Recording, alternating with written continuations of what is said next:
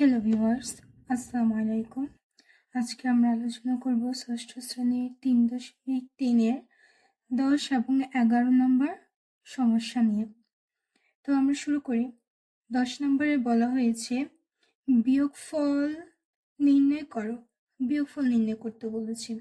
ক নাম্বার দেওয়া আছে 35 - 20। এটার বিয়োগফল কি হবে? আমরা এর আগে শিখে এসেছি যোগ করা, যোগ বিয়োগ কিভাবে করতে হয় 3.1 এবং 3.2-তে।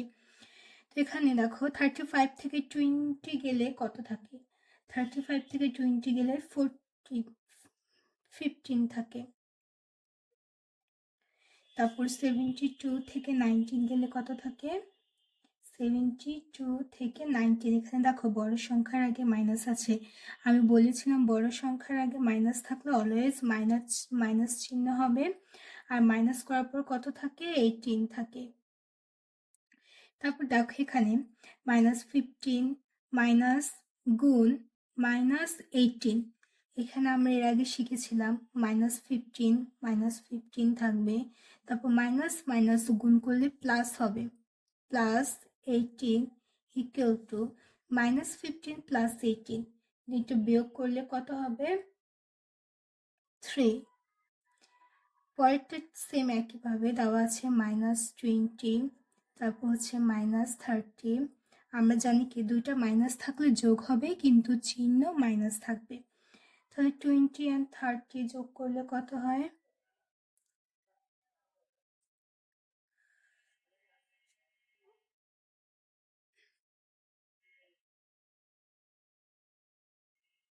33। এটাই ছিল আমাদের 1 নম্বর সমাধান। আমরা এখন 11 নম্বর দেখব। 11 নম্বর কি বলেছে? 11 নম্বর বলেছে নিচের ফাঁকা ঘরগুলো গ্রেটার দেন অ্যান্ড লেসার দেন বা ইকুয়াল চিহ্ন বসাও। ওকে, এটা আমরা কিভাবে বের করব? দেখো এখানে মাঝখানে দেওয়া আছে ফাঁকা চিহ্ন, তো আমাদেরকে আগে এই পাশ ডান পাশ করতে হবে, আগে বাম পাশ করতে হবে, তারপর ডান পাশ করতে হবে। দুটো করে দেখতে হবে যে দুইটার মান কি বের হয়। যদি সমান সমান বের হয় তাহলে এখানে সমান সমান হবে, আর যদি লেজার দেন এটা থেকে এটা লেজার দেন হয় তাহলে লেজার দেন, গেটার দেন হলে গেটার দেন, সেইভাবে আমরা বের করবো। ওকে, আমরা বের করি।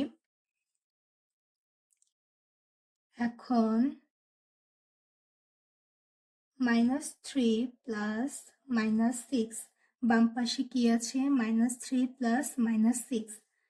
এটা আমরা যোগ বিয়োগ করবো, প্লাসে মাইনাসে গুণ করলে -6, -3 -6 হচ্ছে কি -9। এর আগে আমরা করে এসেছি এমন একটা অঙ্ক। দুইটা মাইনাস থাকলে যোগ হবে, কিন্তু চিহ্ন বিয়োগ হবে। এবার আমরা কি করব? ডান পাশ করব। ডান পাশ কি দেওয়া আছে? -3 -6, -3 মাইনাসে মাইনাসে +6, তাহলে কত থাকে? 3। তাহলে এখন দেখো, সুতরাং এখানে -9 লেজার দেন 3। এখানে -9 এর থেকে 3 বড় না? -9 হচ্ছে 3 এর থেকে ছোট, তাই না? তাহলে এখানে কি চিহ্ন বসবে? লেজার দেন। সুতরাং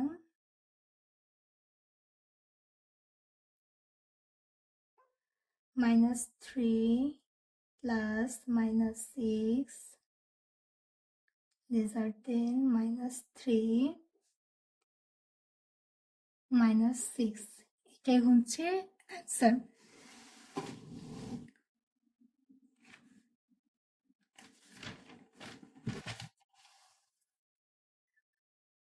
পরবর্তীতে দেখো সেম খ নাম্বার। এখানে বাম পাশ দেওয়া আছে, ডান পাশ দেওয়া আছে, খালি ঘর দেওয়া আছে। আমরা প্রথমে বাম পাশ বের করব, তারপর ডান পাশ বের করব। বাম পাশ বের করি প্রথমে। -21 -10, মাইনাসে মাইনাসে গুণ করলে প্লাস -21, এটা থেকে এটা গেলে -11 থাকে। নেক্সট আবার আমরা ডান পাশ করব। -31 প্লাস -11, প্লাস মাইনাস গুণ করলে কি হবে? মাইনাস -31 -11 -42।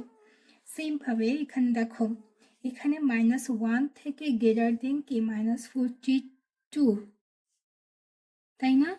-42 না, তাহলে কি হবে? সুতরাং এখানে কি হবে? গ্রেটার দেন চিহ্ন হবে। গ নম্বর দেখো কি বলেছে।